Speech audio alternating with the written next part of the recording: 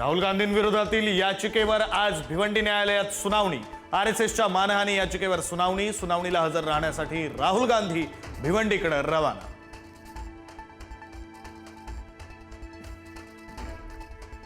राज्याचं अर्थसंकल्पीय अधिवेशनही विरोधी पक्षनेत्याविनाच होण्याची शक्यता। विधानसभेनंतर आता विधान परिषदेतील विरोधी पक्षनेतेपदही रिक्त। राज्याच्या इतिहासात पहिल्यांदाच दोन्ही सभागृहांची विरोधी पक्षनेतेपद रिक्त।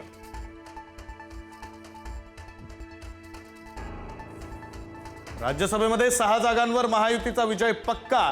मुख्यमंत्री देवेंद्र फडणवीसांचा ठाम विश्वास। फक्त 1 जागा विरोधकांकडे जाणार असल्याचं वक्तव्य।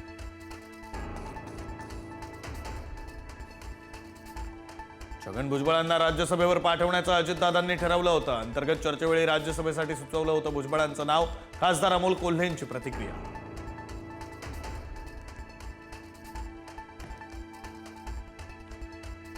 आमदार रोहित पवारांची आज दिल्लीमध्ये पत्रकार परिषद। अजित पवारांच्या अपघाताची सत्यता बाहेर आणण्यासाठी रोहित पवारांचा लढा। आज पत्रकार परिषदेत काय बोलणार याकडे लक्ष।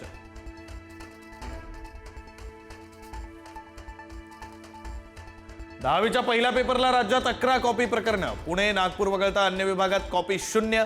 12वीच्या पेपरला कोणताही गैरप्रकार नाही।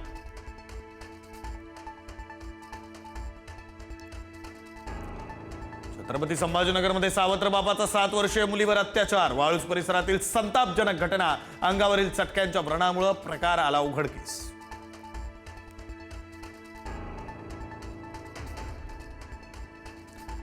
पतीपासून विभक्त मुलीचं प्रेम प्रकरण पटलं नाही म्हणून आईनं पोटच्या मुलीला संपवलं। तू दुसरा नवरा केलास मग मी प्रेम करून दुसरं लग्न करायला काय हरकत। मुलीच्या सवालामुळे आईनं मुलीची गळा आवळून केली हत्या। संभाजीनगरच्या घटनेनं खळबळ। भंडारा जिल्ह्यातील वरठी इथं गतिमंद 18 वर्षीय तरुणीवर अत्याचार। 22 वर्षीय आरोपी विरुद्ध गुन्हा दाखल। 20 रुपयांचा आमिष दाखवून गतिमंद मुलीवर अत्याचार।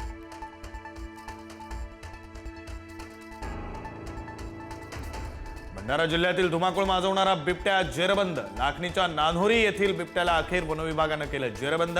नागरिकांनी घेतला सुटकेचा श्वास। शिमग्या कोकणी माणसासाठी राज्य सरकारची मोठी घोषणा।